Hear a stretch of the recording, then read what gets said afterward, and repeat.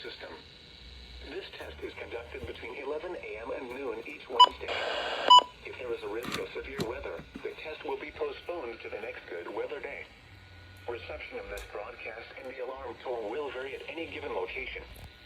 This alarm tone will be activated for hazardous watches and warnings for the following counties: Beaufort, Bryan, Bullock, Chatham, Effingham, Jasper, Liberty, and Screven.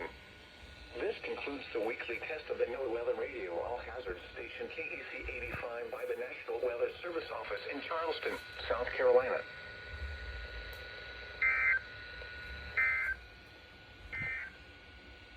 You're listening to NOAA.